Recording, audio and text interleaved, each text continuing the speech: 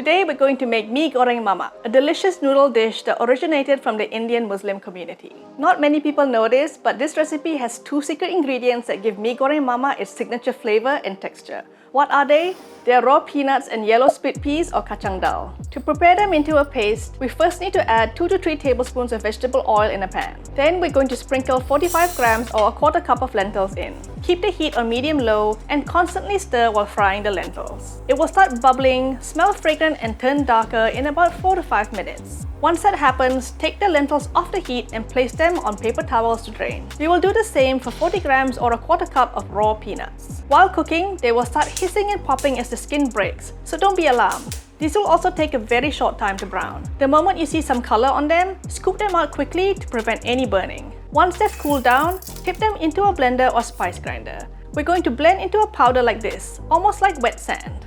Oops, I just remembered I had to add this into the blender. This is completely optional, but I like the addition of seaweed to give that umami, oceany flavor that's similar to the non-vegan version, which uses dried shrimp. This is half a sheet of seaweed or nori, which we're going to tear and stuff into here, then blend again like this. Now that that's done, let's set it aside while we prepare some aromatics. Slice 2 red onions thinly and also 4 cloves of garlic.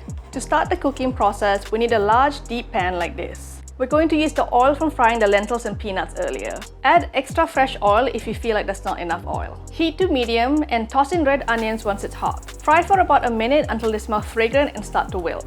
Then we can add in the sliced garlic. Next, let's add the lentil and peanut blend to the pan. As you stir, the powder will absorb the oil and become lumpy. We'll fix that in a bit. First, add 2 tablespoons or more of chili paste or chili bow and 1 tablespoon of meat curry powder. Pour in enough water to mix everything to a paste. Then we're going to cook it down until it dries up and you can see the oil start to separate or pecah minyak. Repeat the process one more time to ensure that the paste gets cooked thoroughly. In the meantime, let's cut some veggies. Here we have a big bunch of mustard greens or sawi, but you could also use other Asian greens like Chinese broccoli or kailan. Chop the stems off, then cut the leaves into rough chunks. The stems take a bit longer to cook, so let's cut them into smaller pieces. Next, we need 4 fried tofu puffs. We're just going to cut these into some cubes. Instead of fish cakes, I'm going to use 4 of these. They're called seafood tofu, but they're completely vegan and taste very similar to fish cakes. If you don't have this, regular firm tofu will be fine too. Back to the pan. We can toss in the veggie stems and the 2 different tofus. Add 2 tablespoons of tomato sauce or ketchup, then stir and let it cook briefly.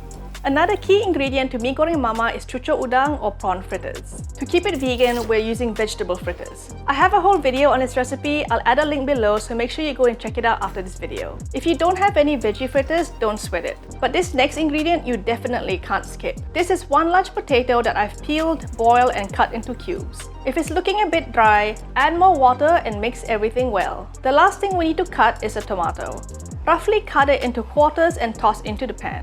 Let it cook for 5 minutes to soften slightly, then we can finally go in with our greens. They take no time at all to cook and wilt. And once they're done, we can add 450 grams of yellow noodles. In Malaysia, these noodles are called mee kuning. If you're overseas, make sure to check the ingredients list on the back to ensure that there are no eggs, especially if they're fresh noodles. Toss the noodles and sauce together to coat well.